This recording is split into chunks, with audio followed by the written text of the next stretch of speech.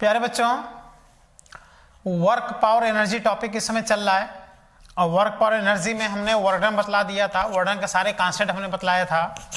उसके बाद से पावर भी कॉन्सेप्ट हमने स्टार्ट कर दिया था।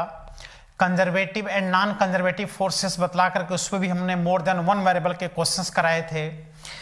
और पावर का कॉन्सेप्ट हम लोगों ने पढ़ा था। Power is equal to force into velocity. Power F और वी का डॉट प्रोडक्ट होता है। पावर इज स्केलर क्वांटिटी, इसका यूनिट होता है वाट, जूल पर सेकेंड। और इस पे हमने कुछ फोर्स इंटू वेलोसिटी पे क्वेश्चन भी कराए थे जो इंटीग्रेशन से सॉल्व हो रहा था। एनसीईआरटी से भी हमने क्वेश्चन कराया था। अब सेकंड लेवल का देखो, सेकंड नंबर क्वेश्चन सॉल्व कराने चल रहे हैं। Second level question number second,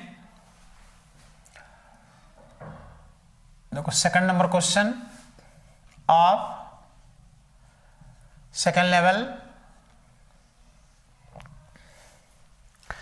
जिसमें दे रहा है कि power supplied to a particle of mass 2 kg। एक बॉडी है जिसका मास 2 kg है, उसको पावर सप्लाई किया जा रहा है और जो पावर है वो टाइम पे डिपेंड है। 3t² / 2 वाट। देखो ये टाइम पे डिपेंड है। तो कह रहा है here t is second, if velocity of the particle at t is equal to 0 is v is equal to 0। देखो at t is equal to 0, जो पार्टिकल की वेलोसिटी है 0, तो कह रहा है कि t is equal to 2 second पर पार्टिकल की वेलोसिटी बताओ कितना होगा। देख रहे हो, ऐसे क्वेश्चन फोर्स इंटू वेलोसिटी से सॉल्व होते हैं। तो ऑप्शन दिया है 1 मीटर पर सेकेंड, इसके बाद से दिया है 4 मीटर पर सेकेंड, 2 मीटर पर सेकेंड और 2 मीटर पर सेकेंड। तो तुरंत हम लोग आ जाएंगे इस मामले पर।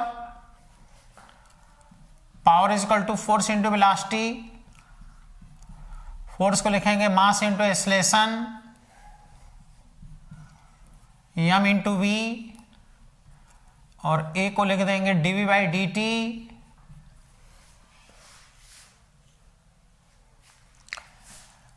ठीक है। अब p का देखो फंक्शन यहां पे दिया है, p का फंक्शन दिया है, तो यहां लिख देंगे 3t² / 2 is equal to m into V dv/dt। ये आ गया 3t² / 2 dt m into V dv। Integration कर लेंगे, 3/2 बाहर कर दें इंटीग्रेशन का, t² dt मास v dv। टाइम का लोअर लिमिट कितना है 0, अपर लिमिट 2, वेलोसिटी का lower limit 0, upper limit v find करना है हम लोगों को। तो यहां पे जब हम लोग इंटीग्रेट करेंगे तो ये आ गया 3/2 t² का integration t³ / 3 is equal to mass 2 kg, v का इंटीग्रेशन v² / 2, 3 बाहर आकर के कट जाएगा और यहां लिमिट चल रहा है 0 से 2, तो 2 का क्यूब लिमिट अप्लाई होके -0 हो गया। ये 2 बाहर आकर 2 से 2 कट गया, v² - 0, तो v² is equal to 8/2 is equal to 4, v is equal to √4, v is equal to 2 metre पर सेकेंड। तो बड़ा अच्छा क्वेश्चन होता है ये सब। पावर दे देता है, और कैसे हम पिछले और भी क्वेश्चन में कराया था। पावर दिया था, देखो डिस्टेंस t पर कैसे डिपेंड था, है ना, पावर t पे कैसे डिपेंड था, ये सब कई क्वेश्चन हमने कराए थे। तो ये भी क्वेश्चन है, देख लो सेकंड लेवल का। पावर दिया है, टी बराबर 0 पे वेलोसिटी 0 दिया है, टी बराबर 2 सेकंड वेलोसिटी पूछ रहा है, तो power equal to force into velocity लगा दिया, फोर्स को मास इंटू एक्सेलरेशन कह दिया, m इंटू वी रहने दिया, a को डी बाई डी टी कह दिया, पावर जो फंक्शन दिया उसको रख दिया, इंटीग्रेट करके देखो वेलोसिटी फाइंड कर लिया। और नॉर्मल सिंपल सा इंटीग्रेशन क्या हो रहा है, यूज हो रहा है। तो बहुत इंपॉर्टेंट फॉर्मूला होता है पावर का, power equal to force into velocity.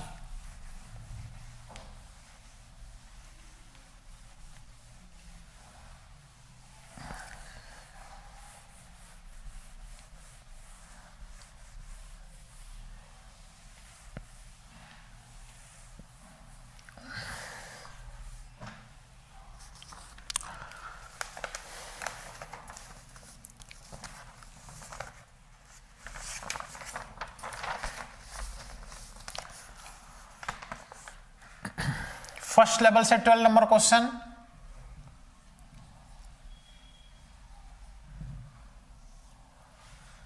Question number 12 first level.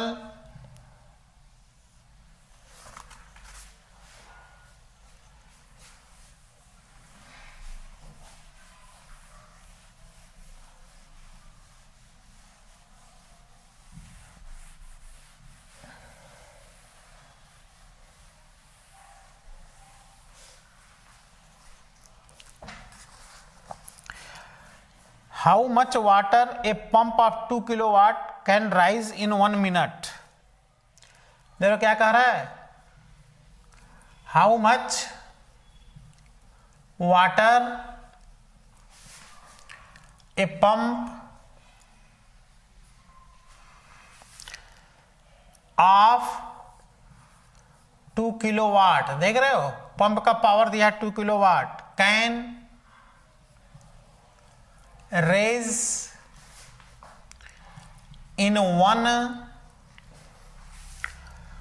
minute to a height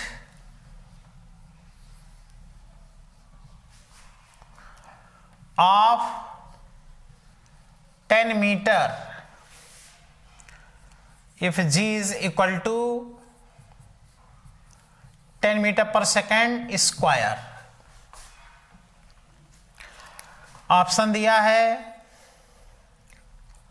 1000 litre, 1200 litre,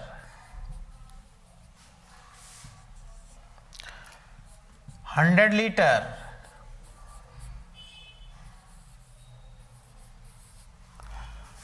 2000 litre.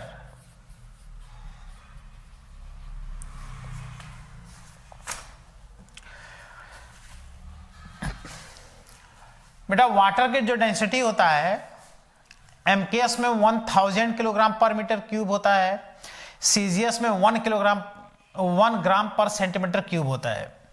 यही रीजन है कि 1 लीटर वाटर जो होता है वो 1 किलोग्राम के बराबर होता है। अगर 1 लीटर वाटर है तो 1 केजी होगा वो। तो हम लोग जो मास फाइंड करेंगे वाटर का वो आएगा किस में, किलोग्राम में, और जितने किलोग्राम आएगा उसको उतने लीटर हम लोग कह देंगे।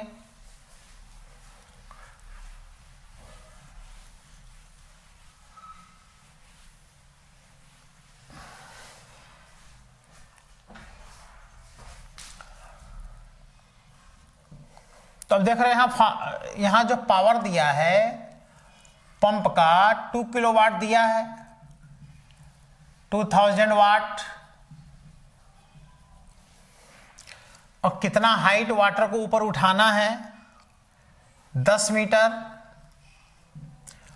जी का वैल्यू 10, कितने सेकंड में 1 मिनट, यानी 60 सेकंड में। तो याद करो पावर इज इक्वल टू क्या हमने बताया था, वर्क डन अपॉन टाइम, और पंप जो है सम अमाउंट ऑफ वाटर को ऊपर उठा रहा है, तो हमने फॉर्मूला लिखवाया था W का स्थान पर लिख दो mgh, कितनी उसकी पोटेंशियल एनर्जी बढ़ गई वाटर की, तो आगे पोटेंशियल एनर्जी हम लोग पढ़ेंगे mgh, चूंकि पावर का क्वेश्चन है। तो देख लो यहां से मास आ गया, पावर इंटू टाइम अपान GH। पावर है देख लो 2000, टाइम है 60 सेकेंड, G का वैल्यू 10, H का वैल्यू 10, तो ये 0 इससे कट गया, ये 0 इससे, 6 इंटू 2, मास आ गया 1200 किलोग्राम। और अभी हमने बताया कि 1 किलोग्राम वाटर 1 लीटर के बराबर होता है, तो कितने लीटर आ गया देख लो, 1200 लीटर।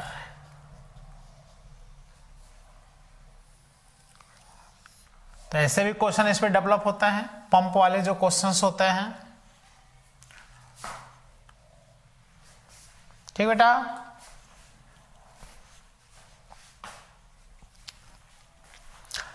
इसको मिटाते हैं। अब चलते हैं हम लोग नेक्स्ट हेडिंग लिखेंगे एनर्जी। टॉपिक का क्या नाम है, वर्क, पावर एंड एनर्जी। तो वर्क पढ़ लिए, पावर पढ़ लिए, अब एनर्जी पढ़ने चल रहे हैं। एनर्जी दो प्रकार से पढ़ेंगे, काइनेटिक एनर्जी और पोटेंशियल एनर्जी। काइनेटिक एनर्जी जब हम लोग पढ़ लेंगे तो उसी में वर्क एनर्जी थ्योरम भी पढ़ेंगे। वर्क एनर्जी थ्योरम पे बहुत इंपॉर्टेंट क्वेश्चन सब डेवलप होते हैं, सब सॉल्व कराएंगे।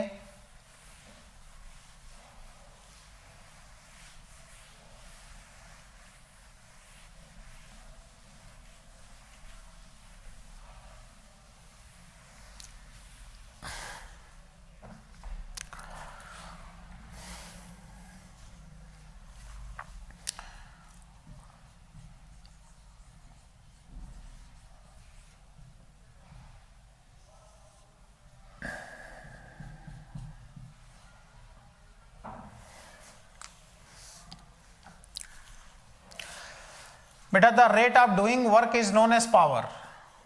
वर्क करने का जो रेट होता है वो पावर है, लेकिन वर्क करने की जो कैपेसिटी होती है वो एनर्जी होती है। The capacity of doing work is known as energy.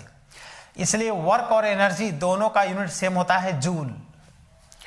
अब अगर बॉडी के मोशन के एनर्जी देखोगे तो काइनेटिक एनर्जी होगा, बॉडी के पोजीशन के एनर्जी देखोगे तो पोटेंशियल एनर्जी होगा। पोटेंशियल एनर्जी भी दो प्रकार का होगा, ग्रेविटेशनल और elastic potential energy. Elastic potential energy, rubber की पोटेंशियल एनर्जी, स्प्रिंग की पोटेंशियल एनर्जी। तो इस टॉपिक में वेरी इंपॉर्टेंट स्प्रिंग भी तो हम लोग को पढ़ना है।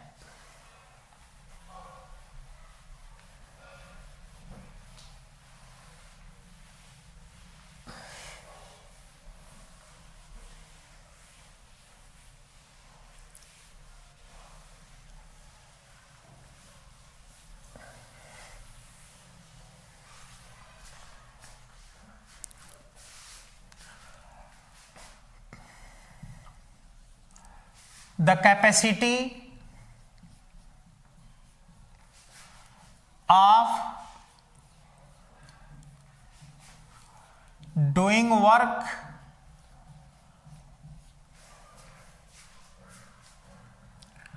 is known as energy. The capacity of doing work is known as energy. Work करने की जो क्षमता होती है, कैपेसिटी, वही क्या कहलाता है बेटा, energy.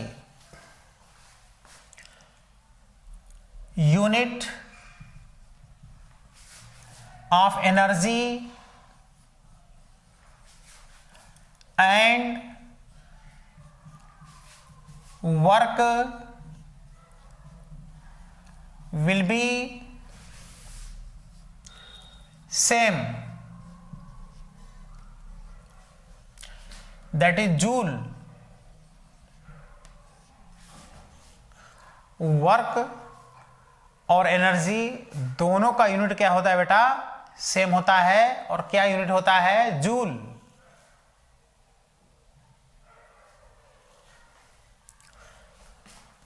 Energy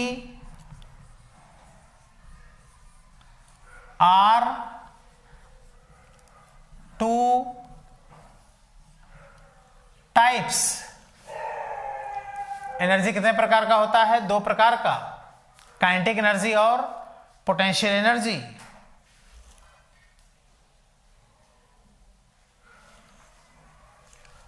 first kinetic energy, इसको K से इंडिकेट करते हैं। सेकेंड, पोटेंशियल एनर्जी, इसको U से इंडिकेट करते हैं।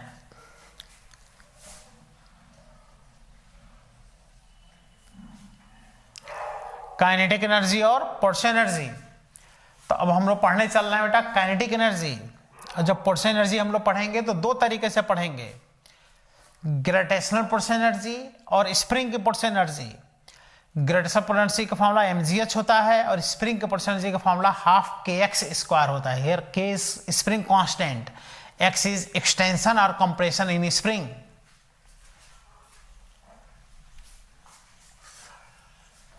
तो नेक्स्ट हेडिंग लिखेंगे काइनेटिक एनर्जी।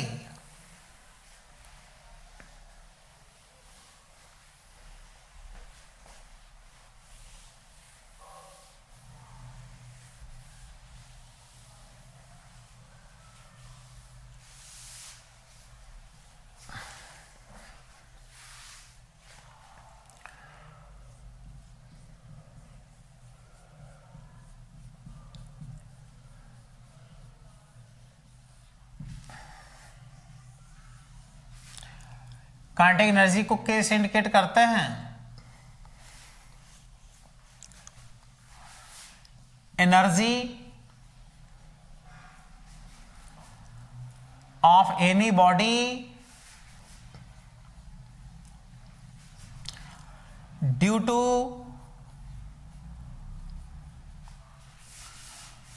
इट्स वेलोसिटी,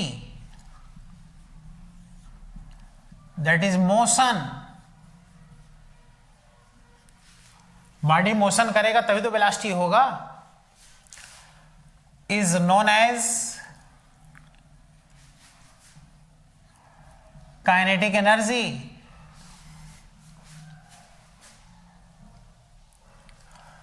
अगर कोई बॉडी m मास का कोई बॉडी अगर v वेलोसिटी से बेटा मोशन कर रहा है तो इसकी kinetic energy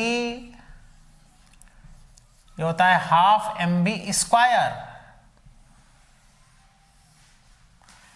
half m square इसकी काइनेटिक एनर्जी होगा,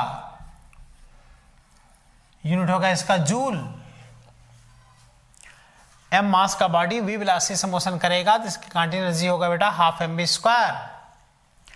काइनेटिक एनर्जी आता है वर्क डन निकालने से, वर्क डन निकालो तो kinetic energy half mv square के बराबर आएगा। वर्क डन ही एनर्जी होगा। तो बहुत इंपॉर्टेंट फॉर्मूला देखो काइनेटिक एनर्जी का। किसी भी बॉडी की काइनेटिक एनर्जी उसके वेलोसिटी के स्क्वायर के डायरेक्टली प्रोपोर्शनल होता है। Kinetic energy directly proportional to v square.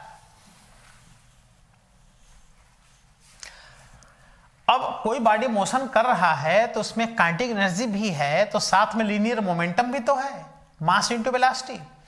इसलिए वेरी इंपॉर्टेंट, इसमें अब हम लोग काइनेटिक एनर्जी और लीनियर मोमेंटम में रिलेशन पढ़ते हैं। बहुत इंपॉर्टेंट रिलेशन।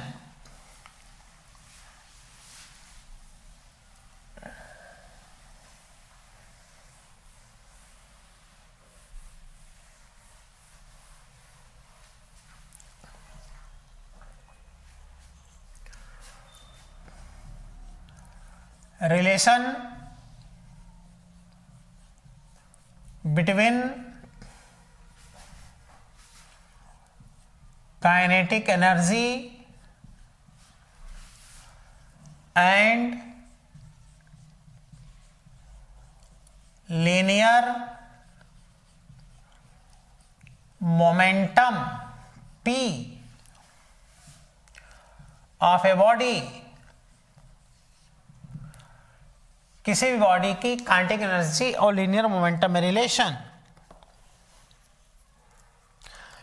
काइनेटिक एनर्जी को K से इंडिकेट करते हो, लीनियर मोमेंटम को P से इंडिकेट करते हो। क्योंकि बेटा काइनेटिक एनर्जी ये होता है half mv square and linear momentum p is equal to mass into velocity, इसलिए kinetic energy k is equal to half mv square, k is equal to half, अब मास से कर दो डिवाइड और मास से कर दो मल्टीप्लाइड। देखो मास से मल्टीप्लाई किया तो m स्क्वायर हो गया, तो यहां से आ गया k, और देखो m into V is p, तो इसका स्क्वायर हो जाएगा p स्क्वायर अपान 2m, तो p square is equal to 2m into k, p is equal to root over 2m into k। तो कितना इंपॉर्टेंट फॉर्मूला है, ये पूरे फिजिक्स में यूज होता है फॉर्मूला, लीनियर मोमेंटम और काइनेटिक एनर्जी में relation, p is equal to root over 2m k, तो kinetic energy k is equal to linear momentum का square upon 2m,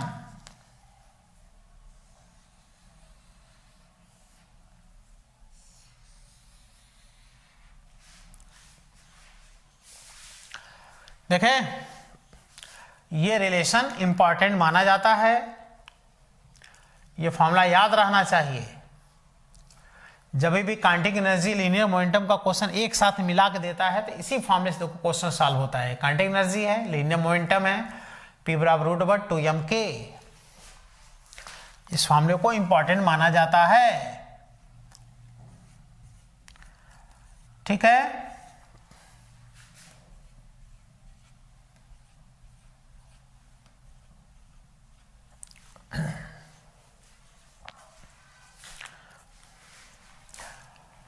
again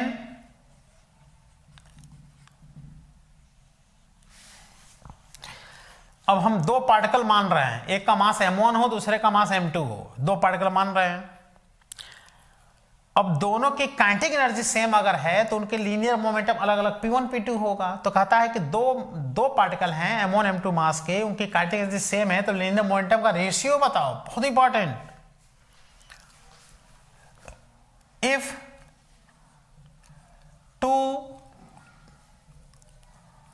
two particles of mass m1 and m2 have same kinetic energy k, but linear momentum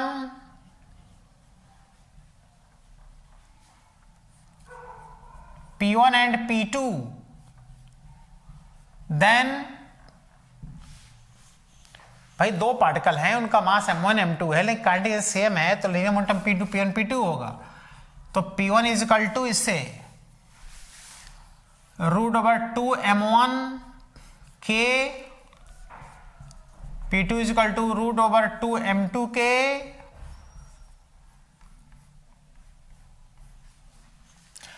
तो यहां से तो कितना important, दोनों के linear momentum का रेशियो कितना आ गया, p1 अपान p2 रेशियो लो तो 2 2 कट जाएगा, k k कट जाएगा, रूट ओवर m1 और m2 का रेशियो आता है।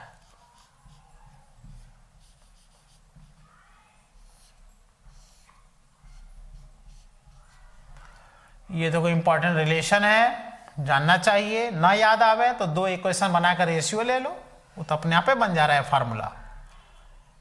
दो इक्वेशन बनाओ, रेशियो लो, आ गया p1 upon p2 equal to root over m1 upon m2। अब क्या करेगा, दो पार्टिकल, फिर दो पार्टिकल मानेगा m1 m2 और उनका लीनियर मोमेंटम सेम कह देगा और फिर काइनेटिक एनर्जी का रेशियो पूछेगा।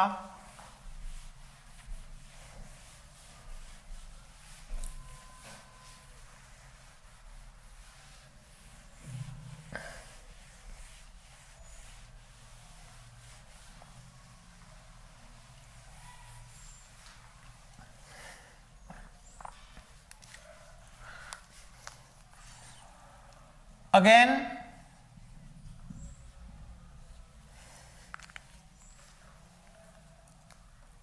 if two particles of mass m1 and m2 have same linear momentum p, but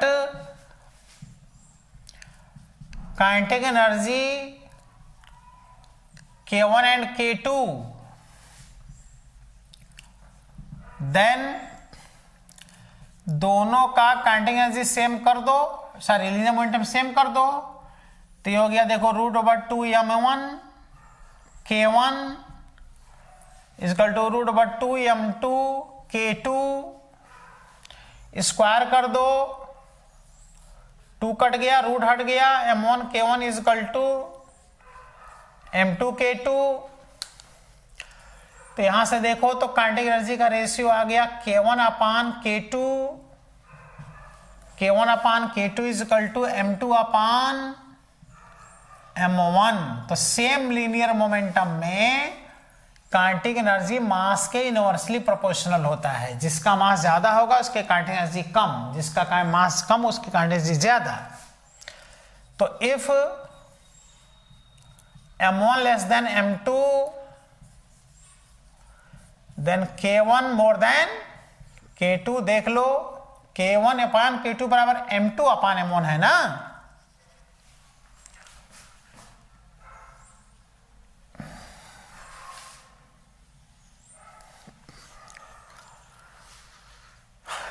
ठीक है,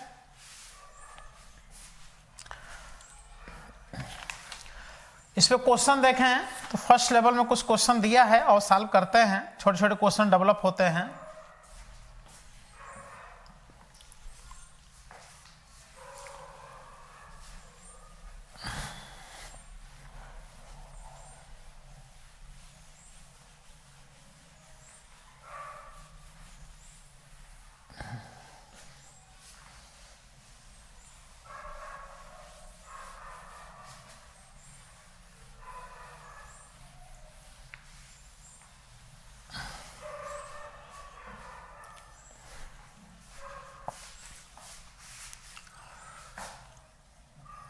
work energy assignment first level, question number 7, masses of 2 substance are 1 gram and 9 ग्राम।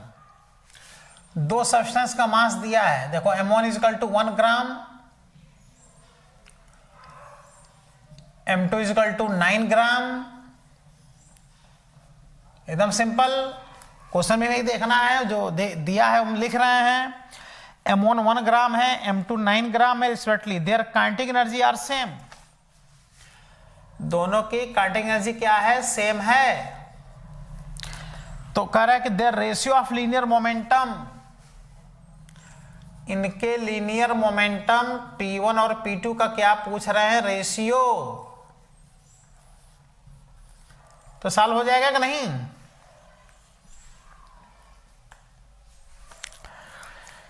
तो ये रेशियो दिए हैं 1:9, 9:1, 3:1, 1:3।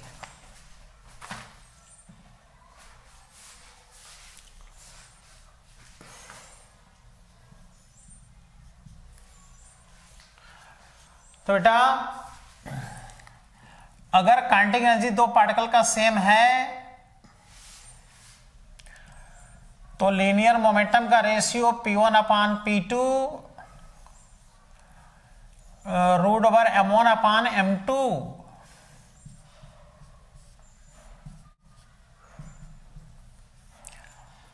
m1 is 1, m2 is 9।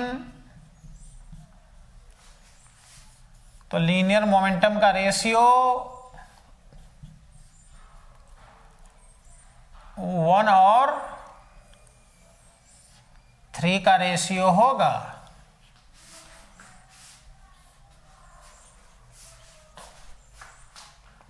बोलो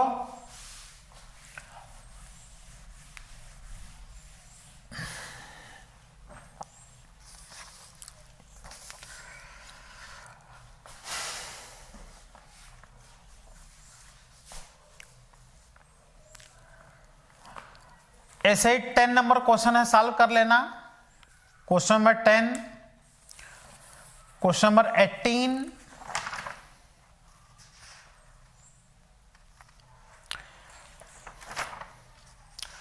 और second level में भी एक क्वेश्चन इस पे दिया है, उसको भी सॉल्व कर लेना। सेकेंड लेवल का कौन सा क्वेश्चन है भाई? हाँ, सेकेंड लेवल में 24 नंबर क्वेश्चन। ये सब इन्हीं सब कॉन्सेप्ट पे बेस्ड क्वेश्चन है, काउंटिंग सेम है तो लीनियर मोमेंटम का रेशियो, लीनियर मोमेंटम सेम है तो काउंटिंग एनर्जी का रेशियो। इसको सॉल्व किया सकता है। Very important relation, P is equal to √/2m_k। अब फॉर्मूला हम लोगों ने पढ़ा P is equal to √/2m into kinetic energy. तो यहां से हम लोग देख रहे हैं कि P square directly proportional to K, square कर दो, K directly proportional to P square. तो कहता है कि मोमेंटम में परसेंटेज चेंजिंग देके काइनेटिक एनर्जी में परसेंटेज चेंजिंग पूछता है, काइनेटिक एनर्जी परसेंटेज चेंजिंग देके मोमेंटम में परसेंटेज चेंजिंग पूछता है। तो इसमें जो परसेंटेज चेंजिंग है काइनेटिक एनर्जी और लीनियर मोमेंटम का, तो लेस देन 10% और मोर देन 10% दो वैरायटी के यहाँ क्वेश्चन बनते हैं। तो ये बहुत ही इंपॉर्टेंट क्वेश्चन, परसेंटेज वाले क्वेश्चन यहाँ बनते हैं। लीनियर मोमेंटम में परसेंटेज चेंजिंग देके काइनेटिक एनर्जी में परसेंटेज चेंजिंग पूछता है, जिसमें हमने यूनिट डायमेंशन में बताया था कॉन्सेप्ट इसमें कि लेस देन 10% और मोर देन 10% के क्वेश्चन अलग तरीके से सॉल्व होते हैं। अगर लेस देन 10% का क्वेश्चन है तो फार्मूले का लॉग लेकर के पार्शियल डिफरेंशिएशन कर दिया जाता है और फट से परसेंटेज चेंजिंग निकाल लिया जाता है। और मोर देन 10% है तो उसका अलग मेथड है सॉल्व करने का, या तो ट्रिकी मेथड से करो या तो प्रोसेस से सॉल्व करो। तो इस तरह से देखा जाए तो इसमें दो वैरायटी के क्वेश्चन बनेंगे, लीनियर मोमेंटम और काइनेटिक एनर्जी के परसेंटेज चेंजिंग पर, जिसमें कि लेस देन 10% और मोर देन 10% के दो क्वेश्चंस बनते हैं। तो अगले टर्म पर हम लोग इस पे परसेंटेज चेंजिंग वाले क्वेश्चन सॉल्व करेंगे, लेस देन 10% के भी क्वेश्चन करेंगे, मोर देन 10% के भी क्वेश्चन करेंगे। और चूंकि काइनेटिक एनर्जी हम लोग पढ़ चुके हैं, इसलिए ऑलरेडी वर्क एनर्जी थ्योरम भी पढ़ लेंगे। इतना कॉन्सेप्ट हम लोग अगले टर्म पे फिनिश करेंगे। उसके बाद से तब जाकर आ जाएंगे हम लोग पोटेंशियल एनर्जी पर। पोटेंशियल एनर्जी दो प्रकार से पढ़ेंगे, ग्रेविटेशनल पोटेंशियल एनर्जी जिसका फॉर्मूला होगा mgh, और स्प्रिंग की potential energy that is elastic potential energy जिसका फॉर्मूला होगा 12kx²। ठीक है बेटा, थैंक यू।